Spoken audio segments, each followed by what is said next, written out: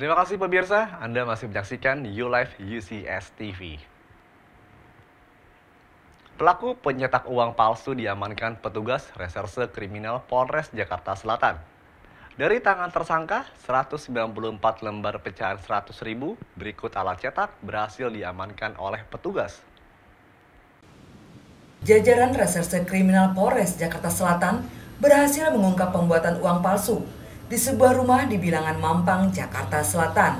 Dari pengungkapan tersebut, polisi berhasil mengamankan 6 orang pelaku beserta alat-alat cetak dan bahan kimia yang digunakan untuk pembuatan uang palsu. Di sablon, untuk selanjutnya ditulang, terus dilem, Pak. Baru kemudian dipres, terus dipotong sesuai dengan ukuran aslinya, ukuran uang asli. Agak upah, Pak. Upahnya berapa? 1 minggu 3 juta. Itu rencananya uang ini mau diedarin ke mana, loh? Yang ini mau bikin berapa lembar sih? Oh. Ya, paling 1-2 M, Pak. Sampai 1-2 M. Itu berapa lama targetnya? Target? Target sampai Lebaran. Target kalau bisa satu minggu 100 juta. Kalau bisa 1 minggu. Kalau kita kaji lagi. Untuk mempertanggungjawabkan perbuatannya, NH dijerat dengan pasal 27 ayat 1, 37 ayat 1 Undang-Undang Republik Indonesia Nomor 7 Tahun 2011, serta pasal 244 KUH Pidana dengan ancaman pidana penjara seumur hidup. Dari Jakarta Selatan, Handoko Muhammad Rinto untuk UCS TV. Polisi Republik Indonesia menilai peredaran isu beras plastik negatif. Untuk itu, pemerintah diminta tidak cemas. Kapolri Jenderal Polisi Badrodin Haiti dan Menteri Perdagangan Rahmat Gobel didampingi Direktur Food Station Cipinang Jaya Muhammad Arman menyidak Pasar Induk Beras Cipinang, Jakarta, Rabu. Sidak para menteri dan Kapolri ini guna memeriksa dugaan terkait adanya beras plastik atau beras sintetis berdasarkan laporan dari masyarakat. Menurut Kapolri Jenderal Polisi Badrodin Haiti, 5 laboratorium sudah memeriksa sampel beras yang diduga mengandung plastik. Hasil dari 5 laboratorium tersebut adalah beras yang diduga tersebut negatif mengandung bahan plastik.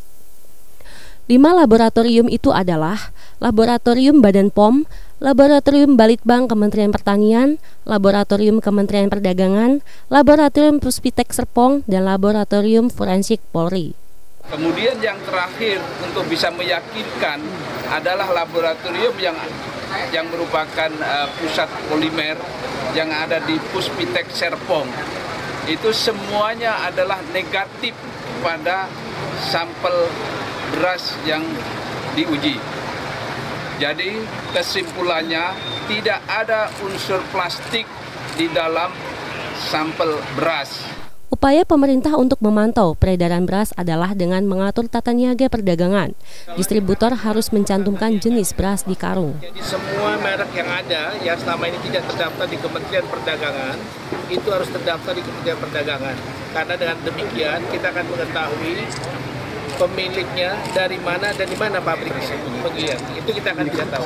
Yang kedua, dalam setiap karung yang mengisi yang ada dalam ininya itu harus mencantumkan kalau itu beras oplosan, dia harus menyatakan bahwa ini beras oplosan. Itu upaya yang akan kita lakukan. Menteri Perdagangan juga menghimbau kepada masyarakat untuk tidak perlu panik dalam menanggapi isu itu. Dari Jakarta, Wuri Setianingsih, Haris Munandar, Kantor Berita Antara mewartakan.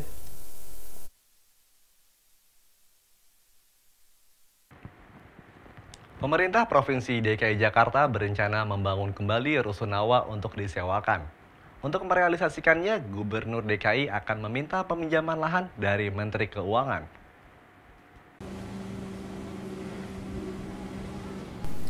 Pemerintah Provinsi DKI Jakarta berencana membangun kembali rumah susun sederhana sewa atau rusunawa yang nantinya akan lebih baik terutama dari fasilitas dan keamanannya.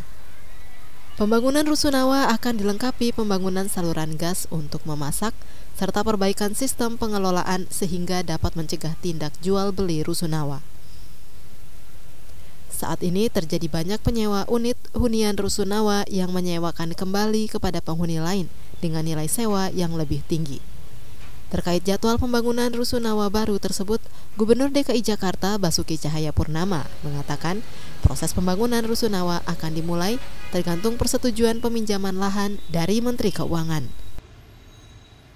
Gaskan aja dari Menteri Keuangan, pinjemin lahannya kepada DKI. DKI akan bangun rusunawa yang lift untuk disewakan, tapi dipinjamkan dulu. Jadi nggak dijual sebagai apartemen.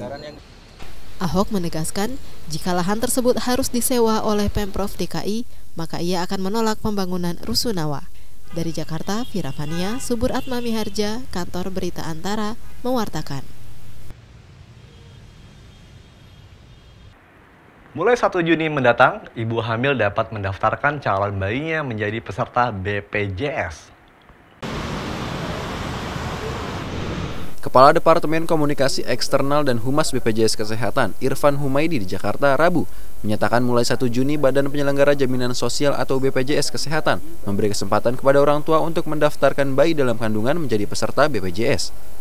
Bayi yang akan lahir bisa terdaftar sebagai peserta kelompok pekerja, bukan penerima upah atau PBPU. Bayi yang akan dilahirkan dapat didaftarkan sejak terdeteksi adanya denyut jantung bayi dalam kandungan, dan dengan dibuktikan lampiran keterangan dokter. Selain data si ibu, pengisian nomor induk kependudukan atau NIK untuk bayi dalam kandungan sebagai peserta kelompok PBPU diisi berdasarkan nomor kartu keluarga atau KK orang tua calon peserta. Tanggal lahir bayi dalam kandungan sebagai calon peserta mengikuti tanggal pada saat didaftarkan. Sedangkan untuk mulai membayar iuran setelah bayi dilahirkan. Kelas perawatan bayi disamakan dengan ibu bayi peserta BPJS. Semenjak terdeteksi denyut jantung dari bayi sudah bisa didaftarkan, tapi belum perlu untuk membayar iuran. Bayar iurannya segera setelah bayi tersebut lahir, maka langsung dibayar dan berlaku saat itu juga. Namun apabila bayi itu tidak didaftarkan selambatnya 14 hari sebelum lahir, maka tata cara pendaftaran disamakan dengan peserta BPJS pada umumnya. Dari Jakarta, Wuri Setianingsih, Haris Munandar, Kantor Berita Antara, mewartakan. Saksikan New Live selanjutnya setelah pariwara berikut ini.